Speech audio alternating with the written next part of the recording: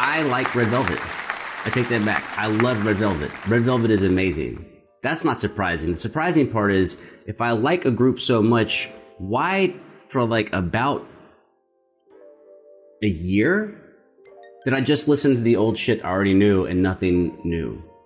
I think that's more revealing about at least my character, is that like, why did I stop? I just listened to all the shit I already liked and nothing new.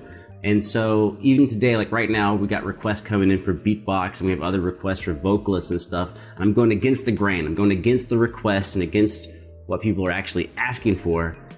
And I'm just going back to me in the past. What was me 16 months ago very happy about?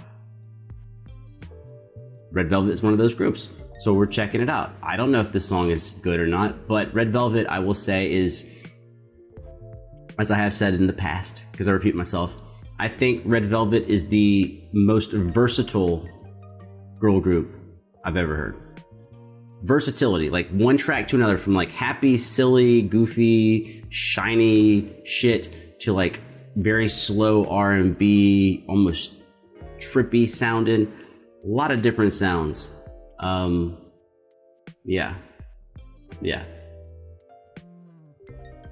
I think Blackpink historically kind of has the heaviest sound, but it's kind of just they have the heavy sound and the light sound, heavy and light. But Red Velvet just has all these weird fucking sounds, man. Like so radically different, you would not think it's the same group at all. That's not to put one against another. It's just to show how a female ensemble group can approach the same type of shit differently. The same type of shit being making music. All right, let's go. Future. Lyric video, let's go.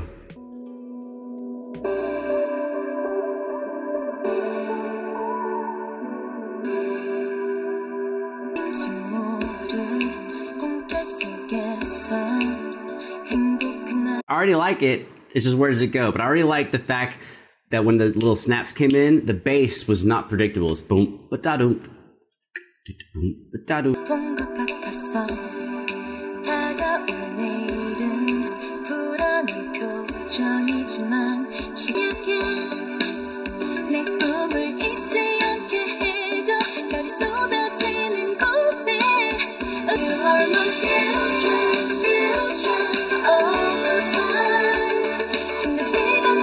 It's good, and it's not just good, but it's also like OSTs sometimes can be a little weird as far as energy wise, but I like this. It's almost got, it doesn't sound 80s, but it does, and that's the dumbest fucking thing I'm gonna say. But when you listen to it, it really could be anything. It could be 80s, 90s, 2000s, current, right? But for some reason, if I was to hear this in an 80s movie, I would be like, oh yeah, this belongs here.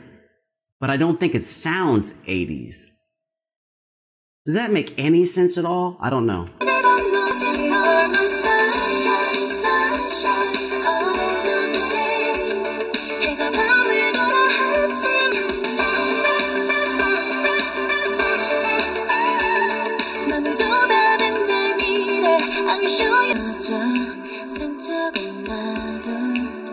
Yeah, nothing makes sense here. I think also maybe this is one of those bad translation videos.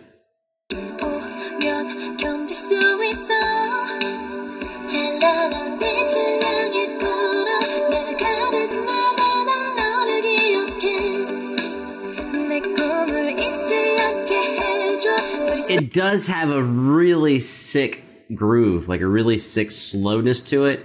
Between that fucking bass line and the background guitar and the keys, there's no way to put this that is not like elitist. If you've ever played bass or played with bass players and been focused on their parts, or you've ever composed a song, this will catch you off guard on where the bass is. The difficulty is not high. Like when someone writes the line, the bass part's not hard. It's just unexpected. And a lot of times the secret to composition is stop trying to be impressive and just write something that's cool. And the bass line is super awesome. And the guitar is just regular old, like, to me, like slow. It's like slow funk. I mean, it depends on like if you want to call it R&B or chill or whatever. But that muted guitar, single lines, you know, I think some big fat synthesizer.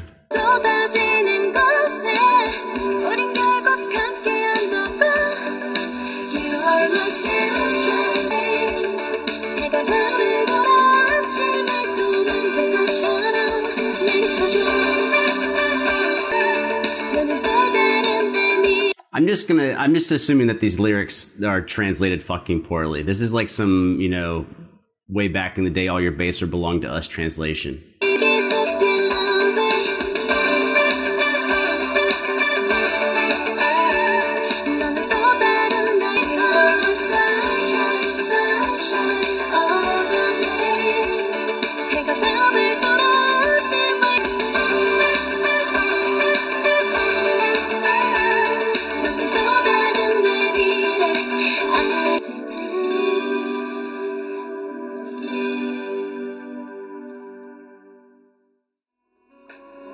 All right, well, that's that. What's up, Bigfoot?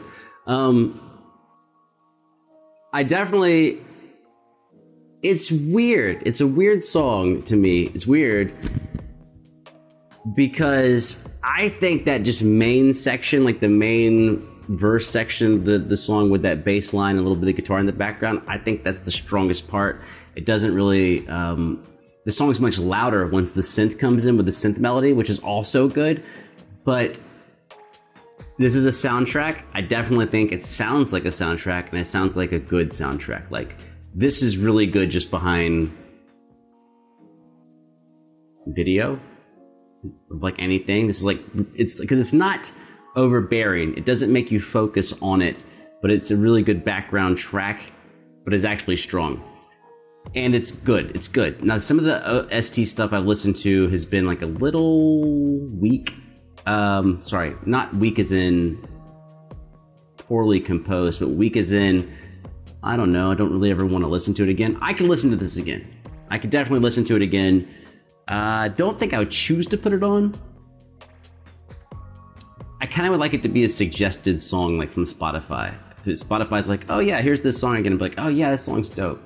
But don't know if I would actually go out to like turn it on. Which, that being said, right, we can be very clear. Not even close to one of my favorite Red Velvet songs. Not even... No. Not even close. There's so many great Red Velvet songs. I think maybe Red Velvet songs are so strong in general that probably this is towards the bottom of the list. But I haven't gone through all the Red Velvet that I've heard. I should do that at some point. Which means I'll never do it. It means I'll never do that. Interesting. My favorite thing was the bass line, honestly. Obviously the vocals, but when you're dealing with pop music, the vocals have to be there. So it's like outside of the vocals, what's my favorite thing? Bass line. Bass line, number one. Short, sweet, to the point. I'm out.